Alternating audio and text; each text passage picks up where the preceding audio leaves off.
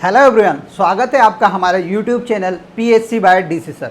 दोस्तों, आज हम कंप्यूटर के आधारभूत ज्ञान का टॉपिक नंबर 4 लेकर आए।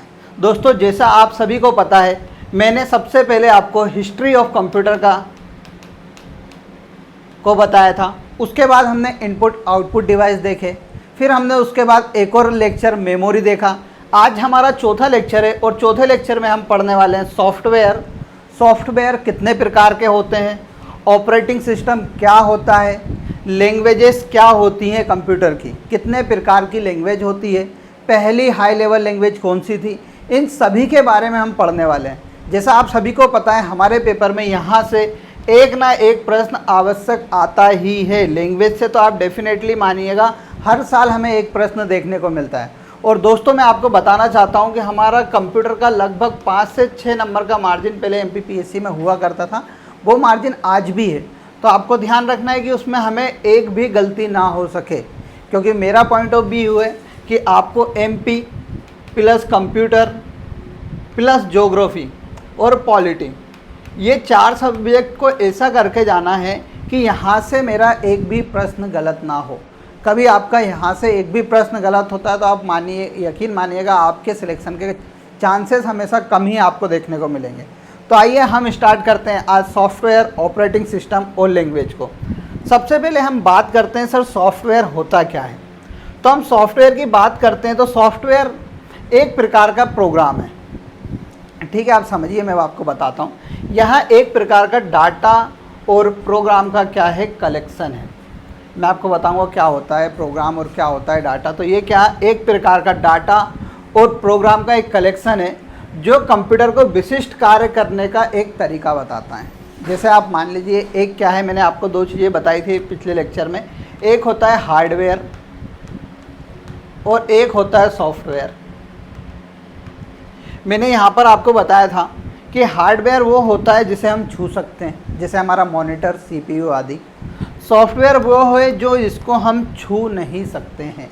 तो आप एक डेफिनेशन तो वही मान लीजिए कि जिसको हम छू नहीं सकते वो क्या होता है, एक प्रकार का सॉफ्टवेयर होता है। अब सॉफ्टवेयर की परिभाषा की हम बात करते हैं तो एक प्रोग्राम होता है जो किसी भी लैंग्वेज में लिखा जाता है और वो कंप्यूटर को क्या बताता है कि उसे कार्य कैसे करना है। जैसे मान लीजिए आपने कुछ भी कंप्यूटर को एक इनपुट दिया कि जैसे मान लीजिए कि मुझे भंवर कुआं का पता बता दो, भंवर कुआं जाने का क्या बताइए, एड्रेस बताइए। अब आपने ये क्या दे दिया, इनपुट दे दिया। अब ये इनपुट किसकी मदद से कंप्यूटर में गया, सॉफ्टवेयर की सहायता से कंप्यूटर के अंतर्गत गया। और सॉफ्टवेयर की सहायता के थ्रू ही उसने आपको क्या दे दिया, मैप दे दिया कि किस प्रकार आप कहाँ पर जा सकते हैं, भंवर कुआं जा सकते हैं। तो ठीक है, एक और बात सुनिए, देखिए, यह एक प्रकार का प्रोग्रामिंग कोड है जो हार्डवेयर को बताता है, जो कंप्यूटर हार्डवेयर को बताता है कि उसे क्या करना है और कैसे करना है।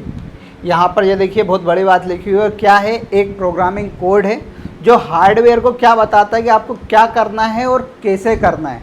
तो यह एक प्रोग्राम है, जैसे आपकी मम्मी ने कुछ नियम लिख दिए कि इस नियम के थ्रू ही आपको चलना है कि 8 PM आपको खाना खाना है, तो आप उस प्रोग्राम के तहत क्या करेंगे, हमेशा दिनचर्या आपकी फॉलो करेंगे।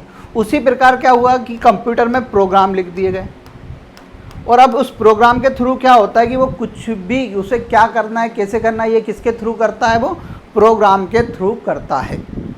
अब देखिए कि सर ये प्रोग्राम का फिर लेखन किस भाषा में होता है। तो जो कंप्यूटर में जो प्रोग्राम्स होते हैं उनको मेनली वर्तमान में हाई लेवल लैंग्वेज में लिखा जाता है। पहले लो लेवल लैंग्वेज में लिखा जाता था तो उनकी एफिशिएंसी उतनी अच्छी होती नहीं थी। तो वर्तमान में क्या, हाई लेवल लैंग्वेज में यहाँ प्रोग्राम्स लिखे जाते हैं। समझ में आया, सॉफ्टवेयर क्या है, एक प्रकार का प्रोग्राम है जो कि क्या करता है, कंप्यूटर हार्डवेयर को बताता है कि उसे क्या करना है और कैसे करना है। ठीक है, अब हम बात करते हैं sir types of computer software की। आप हमें बताइए कितने प्रकार के कंप्यूटर सॉफ्टवेयर होते हैं। तो दोस्तों, आपको याद रखना है कि मेनली 3 प्रकार के कंप्यूटर सॉफ्टवेयर होते हैं।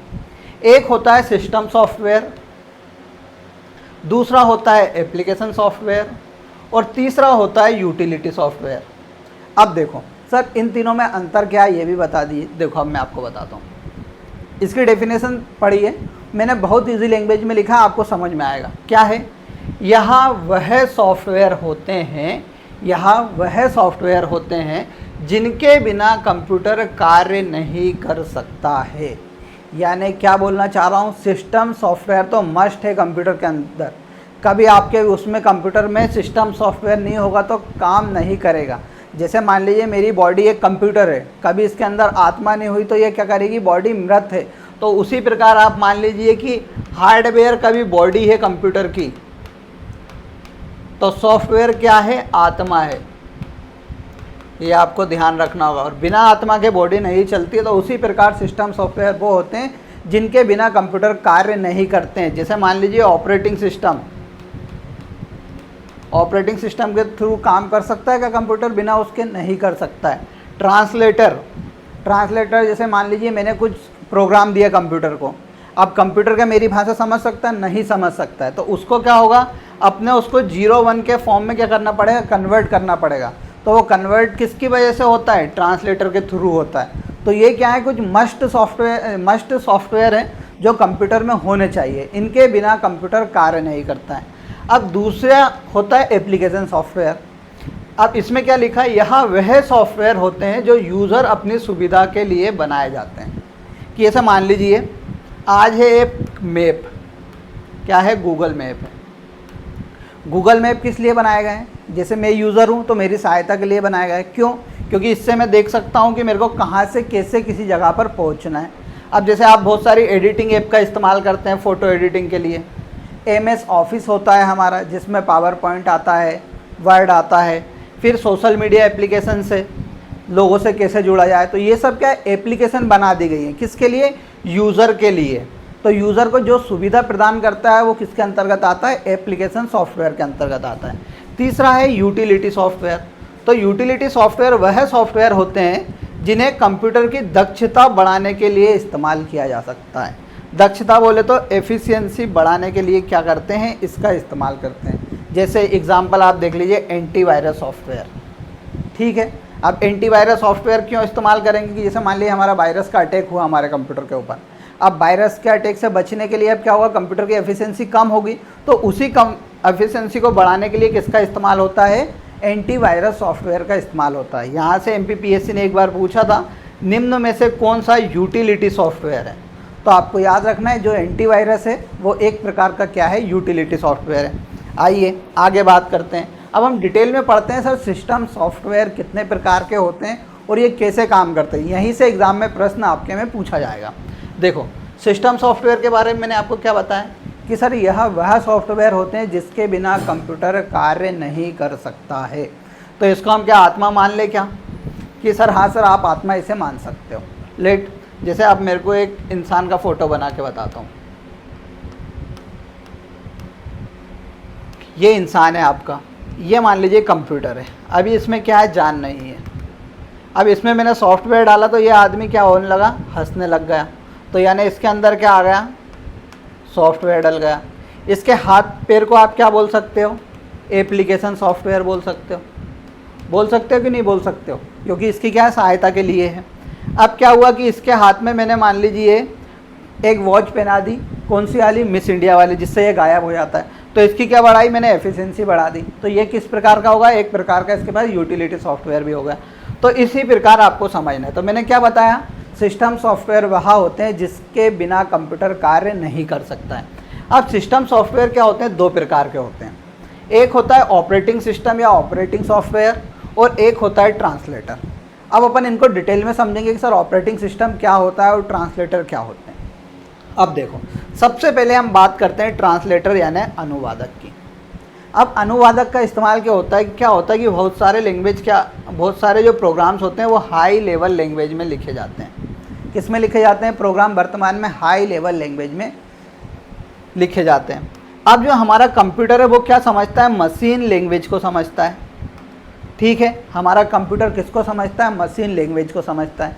मशीन लैंग्वेज एक प्रकार की लो लेवल लैंग्वेज है। आपको याद रखना है, मशीन भाषा जो है वो एक प्रकार की क्या है, लो लेवल लैंग्वेज है।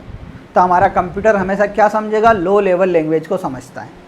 अब जो क्या हो रहा है वर्तमान में, से C++, जावा, इन सब में क्या हो रहा है कि वर्तमान में प्रोग्राम्स लिखाते हैं। अब ये जो भाषा है वो कंप्यूटर नहीं समझ सकता है। तो क्या होगा, इन भाषाओं को हमें किस में बदलना होगा, लो लेवल लैंग्वेज में बदलना होगा। तो उसी के लिए किसका इस्तेमाल किया जाता है, ट्रांसलेटर या अनुवादक का इस्तेमाल किया जाता है जनरली। ठीक है, समझ में आया। अब देखो यहाँ पे वही लिखा, हाई लेवल लैंग्वेज को लो लेवल लैंग्वेज में कन्वर्ट करने के लिए या लो लेवल लैंग्वेज को हाई लेवल में कन्वर्ट करने के लिए किसका इस्तेमाल किया जाता है, ट्रांसलेटर का इस्तेमाल किया जाता है। अब देखिए सर बताइए कि हमें कितने प्रकार के ट्रांसलेटर होते हैं। तो दोस्तों याद रखिएगा, मेनली 3 प्रकार के क्या होते हैं, ट्रांसलेटर होते हैं। एक होता है कंपाइलर, दूसरा होता है असेंबलर, तीसरा होता है इंटरप्रेटर। कंपाइलर का पीएससी में पूछा गया है, मैं सब बताता चल रहा हूँ, आपको अपनी कॉपी में नोट करना है पीएससी में क्या पूछा गया है, कि जब आप पढ़ोगे तो उस पॉइंट को क्या करोगे, तेज़ी से आप देखोगे कि यार ये पूछा गया है, तो उस पर जोर लगा के आप पढ़ोगे। इसलिए मैं आपको बताता हूँ कि एमपीपीएससी में क्या पूछा गया है। तो देखिए कंपाइलर, कंपाइलर का मेन काम क्या है कि जो भी हमारा सोर्स कोड है, जो भी कोड या प्रोग्राम है वो हाई लेवल लैंग्वेज में लिखा हुआ है, उसको क्या करता है, वो मशीन लैंग्वेज या लो लेवल लैंग्वेज में कन्वर्ट करता है।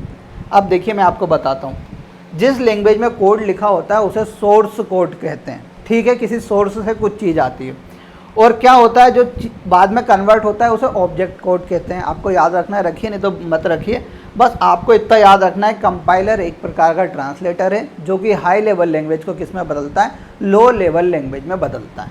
यहाँ पे देखिए एक और आपको याद रखना है, ये क्या करता है कि जो भी पूरा प्रोग्राम लिखा होता है, यानी जो संपूर्ण प्रोग्राम होता है, उसे एक साथ क्या कर देता है, ट्रांसलेट कर देता है। कंपाइलर का ये फॉर्म याद रखिएगा, क्योंकि एग्जाम में अभी इंटरप्रेटर आएगा तो आप क्या होंगे, कंफ्यूज होंगे, इसलिए मैं आपको बता रहा हूँ। कंपाइलर क्या करता है, एक साथ पूरे प्रोग्राम को क्या कर देता है, कन्वर्ट कर देता है लो लेवल लैंग्वेज में। ठीक है, ये लिखा हुआ है, पूरे प्रोग्राम को एक साथ कन्वर्ट करता है। ठीक, अब अगला आइए असेंबलर। अब देखो, एक होती है असेंबली लैंग्वेज। असेंबली लैंग्वेज भी मेनली क्या है, लो लेवल लैंग्वेज है लो लेवल लैंग्वेज।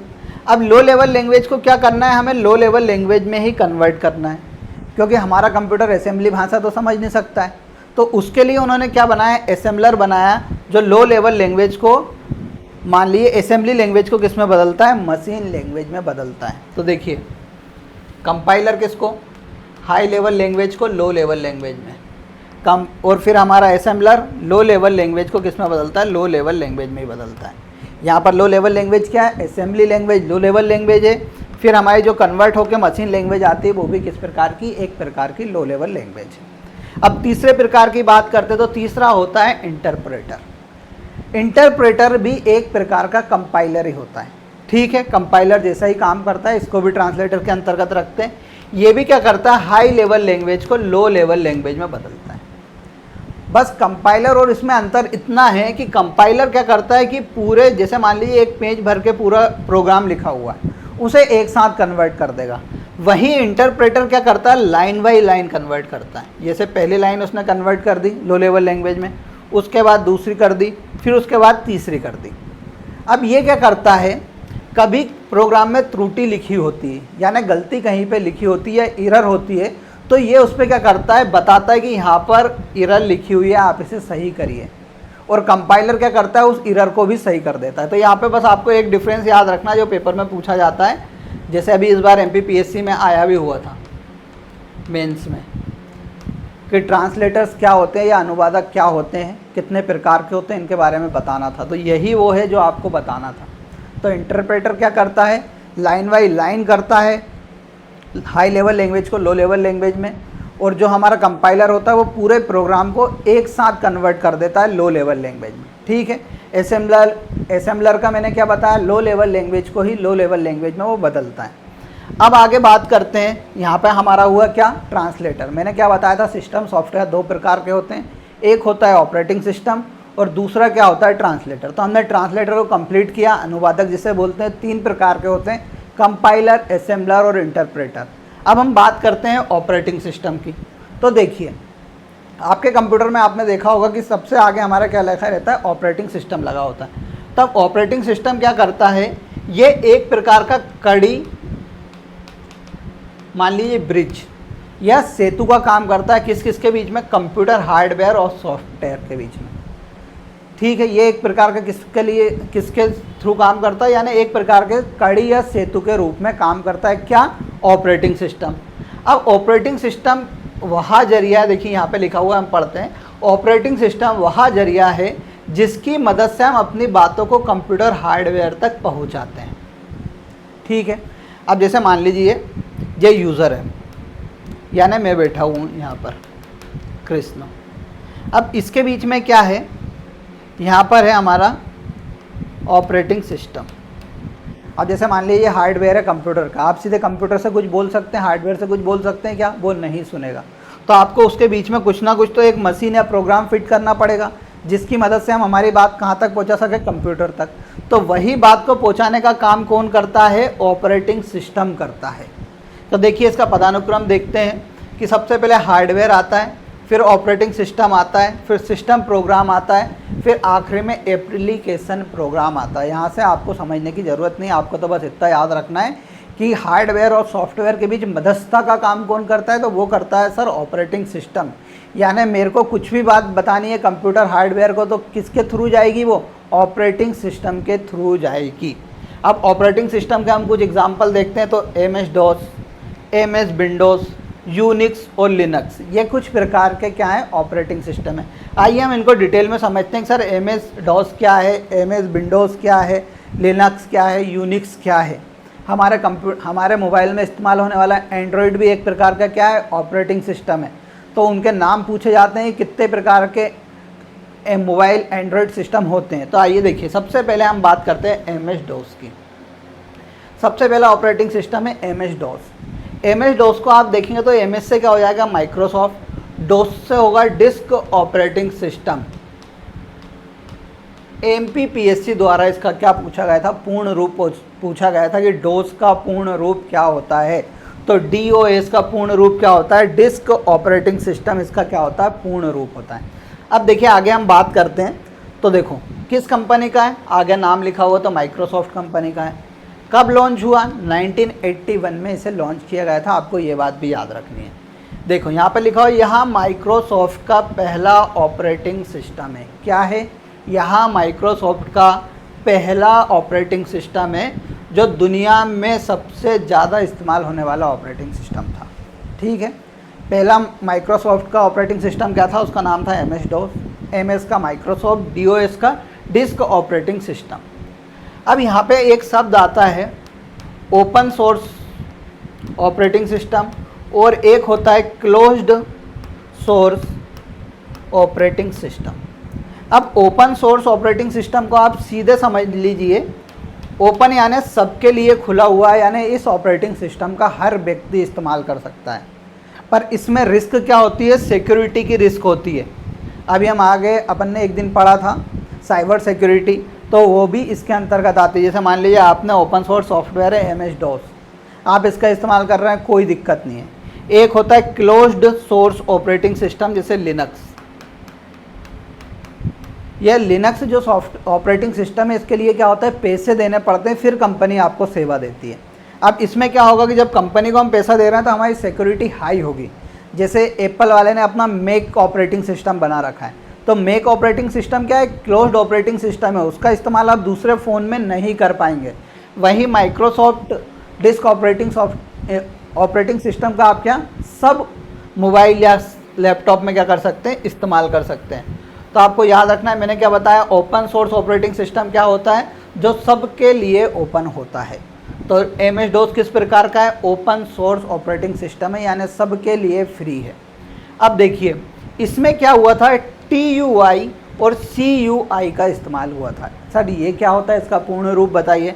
तो CUI का बताएंगे तो कैरेक्टर यूज़र इंटरफेस। आपको ऐसे ही पूर्ण रूप याद रखना, एग्जाम में पूछा जाएगा। TUI का टेक्स्ट यूज़र इंटरफेस। देखो अब मैं यहाँ पर आपको एक एग्जांपल के थ्रू बताता हूँ। अब ये क्या होता था?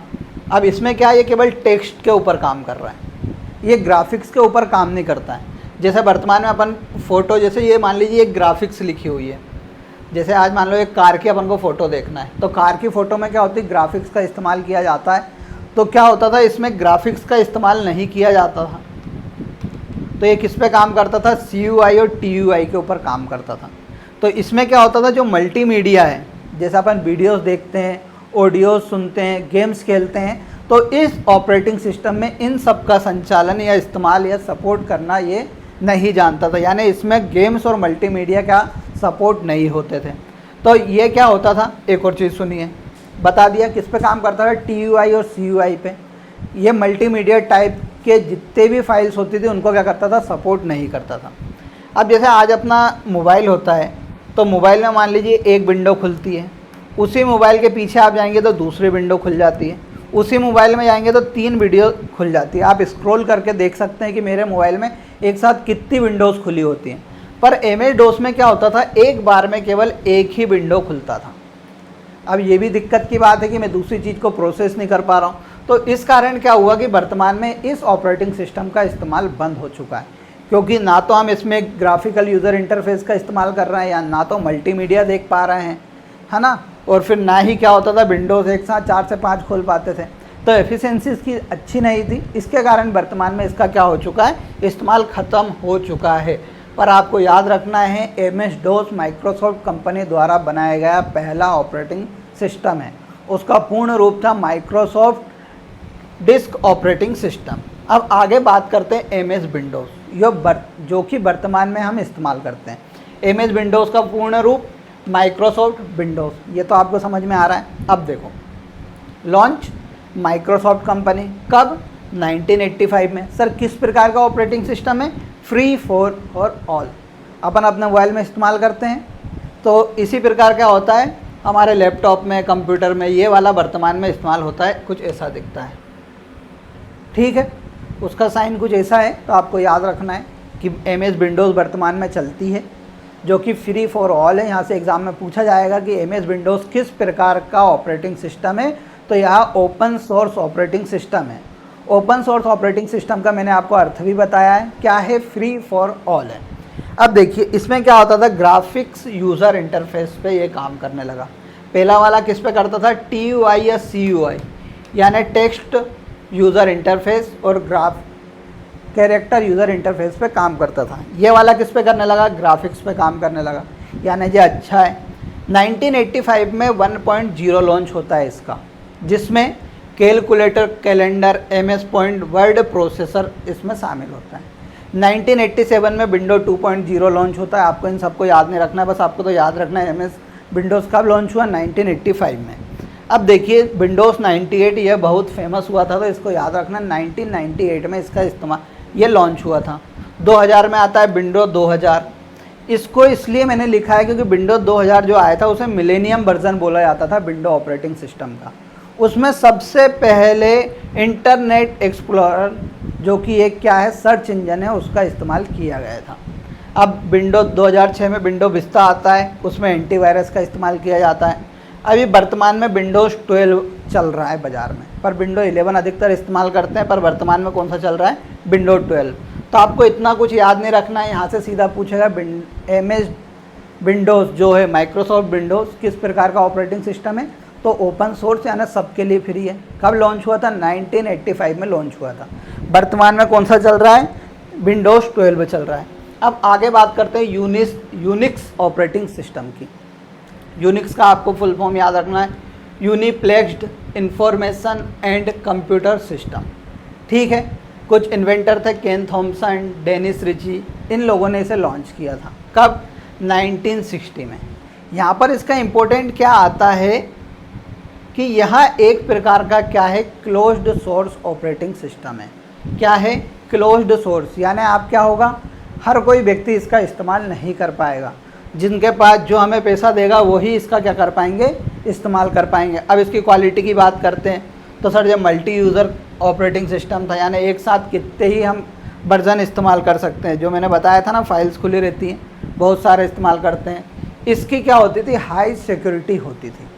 यानी आप देखिए पैसा खर्च कर रहा है तो कंपनी भी आपको सिक्योरिटी के लिए कुछ प्रदान करेगी, तो ये हाई सिक्योर ऑपरेटिंग सिस्टम होते थे। अब जो यूनिक्स सॉफ्टवेयर था वो 3 भागों से मिलकर बनता है, कर्नेल, सेल और प्रोग्राम। अब देखो यहाँ पर कर्नेल क्या करता है, यह ब्रिज का काम करता है हार्डवेयर और सॉफ्टवेयर का। ये पेपर में पूछा नहीं जाएगा, बस नॉलेज के लिए याद रख लो। फिर क्या करता है, सेल क्या करता है कि जो भी हम करते हैं क्या करता है, ये कर्नेल के साथ हमारा इंटरप्रेट का काम करता है। प्रोग्राम ऑल वर्क हर प्रोग्राम को ये कर सकता था। इसके एग्जांपल देखो, Solaris, U Linux, Mac operating system, free BSD, open BSD, ये सब किसके एग्जांपल हैं? ये सब मैंने इसलिए लिखे हैं क्योंकि ये क्या है, क्लोज्ड ऑपरेटिंग सिस्टम के क्या हैं, उदाहरण हैं। क्लोज्ड ऑपरेटिंग सिस्टम हमेशा वो होगा जिसके लिए आपको पैसा देना होगा। उसके एग्जांपल आपसे पेपर में पूछे जाते हैं, Solaris, Linux, Mac operating system जो कि किसका है, एप्पल का है, फ्री BSD और ओपन BSD, ये क्या हैं, कुछ प्रकार के क्लोज्ड ऑपरेटिंग सिस्टम है, यानी जिसके लिए हमें पैसा देना पड़ता है। आगे बात करते हैं, आगे लिनक्स, उसका फुल फॉर्म होता है lovable intellect not using XP। उसको 1991 में लॉन्च किया गया। वर्तमान में यह ओपन सोर्स सॉफ्टवेयर की तरह काम करता है क्योंकि सबके लिए फ्री है। किस पे बेस्ड होता है, कर्नल बेस्ड पे होता है। उसके उदाहरण कौन कौन से हैं सर, एंड्रॉयड है, उबंटू है, फेडोर है, ठीक है, ये आपको याद रखना है। फिर आता है एंड्रॉयड, जिसे 2007 में लॉन्च किया गया है, किसके द्वारा, गूगल के द्वारा। यह एक प्रकार का क्या है, मोबाइल ऑपरेटिंग सिस्टम है। देखो, अब मोबाइल ऑपरेटिंग सिस्टम के अधिकतर क्या पूछे जाते हैं, एग्जाम्पल पूछे जाते हैं। तो देखो यहाँ पर लिखा हुआ है कप केक, यहाँ पर लिखा हुआ है lollipop, KitKat, ice cream, Honey comb, Android 10, Oreo. तो ये कुछ प्रकार के क्या है, मोबाइल ऑपरेटिंग सिस्टम है। यहाँ से आपके एग्ज़ाम में पूछा जाएगा किटकेट क्या है, कंप्यूटर के में आएगा, आप लिखे आएंगे चॉकलेट है, ठीक, पर वह चॉकलेट नहीं, वो क्या है, एक प्रकार का मोबाइल का एंड्रॉयड ऑपरेटिंग सिस्टम है। तो आपको ये ध्यान रखना है। पेपर में आएगा ओरियो क्या है, आप लिख दोगे सर बिस्किट है, रणबीर कपूर उसका एडवर्टाइजमेंट करता है, तो गलत, वो क्या है, एक प्रकार का एंड्रॉयड या मोबाइल ऑपरेटिंग सिस्टम है। तो जितनी भी खाने की चीज़ें हमारे वर्तमान आउटसाइड देखने को मिलती है और उस नाम से कंप्यूटर के रिलेटेड करके आपसे पूछते हैं कि यह क्या है, तो आपको हमेशा क्या लगा के आना है, वो एक प्रकार का एंड्रॉयड ऑपरेटिंग सिस्टम है। अब जो एप्पल कंपनी का है वो क्या है, मैकओएस ऑपरेटिंग सिस्टम है। ये भी आपको ध्यान रखना है, 1984 में लॉन्च किया गया था। अब हम सॉफ्टवेयर रिलेटेड कुछ टर्मिनोलॉजीज में आपको बता देता हूँ कि सर सॉफ्टवेयर में क्या क्या। तो मैंने आपको बताया, सिस्टम सॉफ्टवेयर बता दिया, उसमें हमने ट्रांसलेटर देखा, फिर ऑपरेटिंग सिस्टम देख लिया। ऑपरेटिंग सिस्टम क्या है, हार्डवेयर और सॉफ्टवेयर के बीच एक ब्रिज के रूप में काम करता है या मध्यस्थ के रूप में कार्य करता है। उसमें मैंने MS DOS बताया, आपको MS विंडोज़ बताया, फिर मैंने आपको यूनिक्स बताया, लिनक्स बताया, एंड्रॉयड बताया, ठीक है। अब हम बात करते हैं सॉफ्टवेयर रिलेटेड टर्मिनोलॉजीज़ की। तो सबसे पहली आती है बग। तो बग क्या होता है, एक प्रकार का एरर है। किसमें, सॉफ्टवेयर में एक प्रकार का एरर या त्रुटि होती है।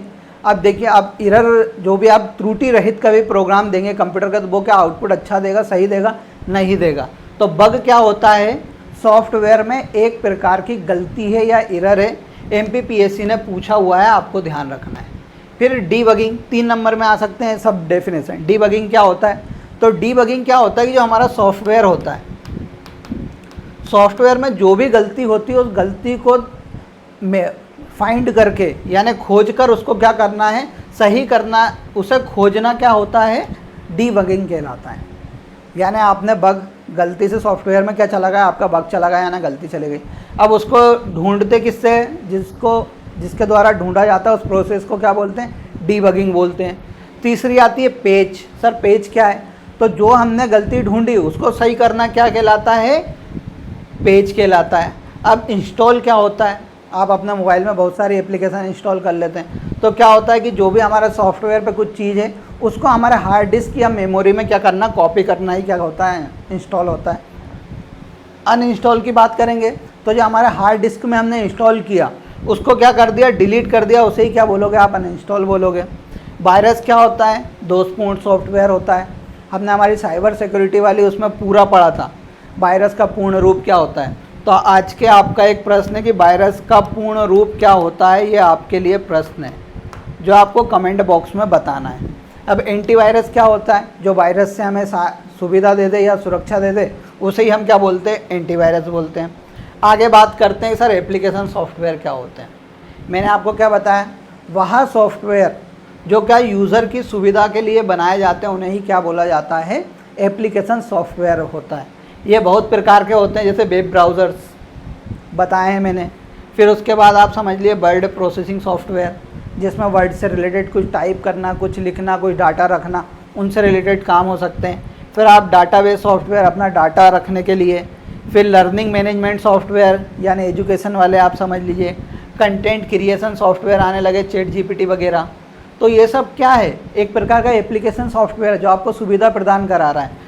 अब जैसे मान लिया इंस्टाग्राम, ये भी एक प्रकार का क्या है, एप्लीकेशन सॉफ्टवेयर, आपको सुविधा प्रदान करा रहा है एक व्यक्ति से दूसरे व्यक्ति तक जुड़ने के लिए। फेसबुक है, फिर वर्तमान में ट्विटर है, तो ये सब क्या है, एक प्रकार के एप्लीकेशन सॉफ्टवेयर होते हैं। आगे बात करते हैं कि सर यूटिलिटी सॉफ्टवेयर क्या है।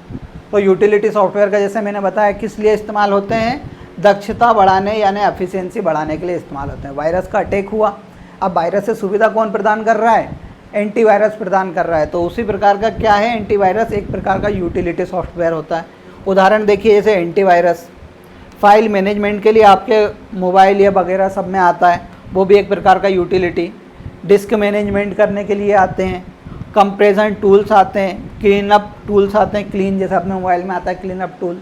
तो ये सब क्या है, यूटिलिटी सॉफ्टवेयर। तो यहाँ से एक भी आता है कि फाइल मैनेजमेंट किस प्रकार का सॉफ्टवेयर है, तो आपको बताना भाई ये क्या कर रहा है, क्षमता बढ़ाने के लिए मैनेज कर रहा है, मेरे प्रबंध कर रहा है फाइलों का। तो यहाँ किस प्रकार का, एक प्रकार का यूटिलिटी सॉफ्टवेयर होगा। देखिए यहाँ पर हमारे सॉफ्टवेयर की बात होती है, कंप्लीट होती है। अब मैंने क्या बताया था, सॉफ्टवेयर या तो लो लैंग्वेज में लिखा जाता है या हाई लैंग्वेज में लिखा जाता है। तो आगे हम बात कर लेते हैं सर लैंग्वेज क्या होती है। तो देखो लैंग्वेज क्या होता है कि ये एक क्या है, ग्रुप ऑफ इंस्ट्रक्शन है, यानी निर्देशों का एक समूह है। क्या है, निर्देशों का एक समूह है जिसका उपयोग कंप्यूटर प्रोग्राम को बनाने में किया जाता है।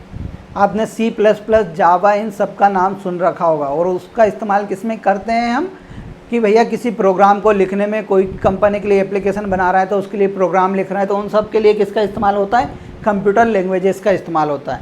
ये मेनली क्या होती हैं, 3 प्रकार के लोग बाग बताते हैं, पर अपन 2 प्रकार की बात करेंगे कि एक लो लेवल लैंग्वेज होती है, एक हाई लेवल लैंग्वेज होती है। लो लेवल लैंग्वेज क्या, एक है मशीन लैंग्वेज जो हमेशा बाइनरी फॉर्म को ही पढ़ पाती है, यानी जो हमेशा 0 1 को ही रीड करती है। यानी आपने कुछ भी प्रोग्राम दिया, ट्रांसलेटर के थ्रू वो 0 1 के फॉर्म में कन्वर्ट होता है, तब जाके मशीन लैंग्वेज में कन्वर्ट होता है वो, फिर हमारी मशीन उसे समझ पाती है। ट्रांसलेटर का इस्तेमाल इसीलिए किया जाता है। फिर असेंबली लैंग्वेज मैंने आपको बताई थी, लो लेवल लैंग्वेज है। हाई लेवल लैंग्वेज जैसे फोर्ट्रॉन, पास्कल, पाइथन, जावा, ये सब क्या है, एक प्रकार की हाई लेवल लैंग्वेज है। कुछ स्पेसिफिक टाइप की भी बनती है, जैसे HTML मैंने आपको बताया था, वेब पेजेस जो लिखे होते हैं वो HTML का पूर्ण रूप हाइपर टेक्स्ट मार्कअप लैंग्वेज होता है। तो कुछ स्पेसिफिक काम के लिए भी कुछ लैंग्वेज बनाई गई हैं, तो उन्हीं को क्या बोला रखा है लोगों ने, स्पेसिफिक प्रकार की लैंग्वेज। पर आपको 2 ही याद रखना है, लो लेवल लैंग्वेज और हाई लेवल लैंग्वेज। अब देखिए बात करते हैं सर, कुछ हमें हाई लेवल लैंग्वेज के नाम बता दिए। मशीन लैंग्वेज दोनों आपको याद रखना है। सबसे पहले मशीन लैंग्वेज और असेंबली लैंग्वेज दोनों किस प्रकार की हैं, लो लेवल लैंग्वेज। अब हम बात करते हैं हाई लेवल लैंग्वेज की, कि सर हाई लेवल लैंग्वेज के बारे में आप कुछ बता दीजिए और लो लेवल लैंग्वेज में अंतर क्या होता है। देखो हाई लेवल लैंग्वेज क्या होती है, ईजिली अंडरस्टूड आप कह सकते हैं ना, आसानी से समझ सकते हो। लो लेवल लैंग्वेज को आसानी से नहीं समझ सकते, या लोगों से ह्यूमन फ्रेंडली होती है या ह्यूमन फ्रेंडली नहीं होती है। फिर इसको एग्जीक्यूशन टाइम, यानी जो भी हम कार्य कर रहे हैं उसको कार्य करने में क्या लगता है, लॉन्गर टाइम लेती है। ये शॉर्टर प्रोग्राम होता है। इसमें डीबगिंग यानी गलतियों को खोजना आसान है, इसमें डीबगिंग करना कठिन है। इसे मेंटेन करना आसान है हाई लेवल लैंग्वेज को, लो लेवल लैंग्वेज को मेंटेन करना कम है। आप इसका स्क्रीनशॉट ले लीजिए और आप इसे ज़रूर पढ़ लीजिएगा, बाकी आएगा नहीं, मेंस में आ सकता है।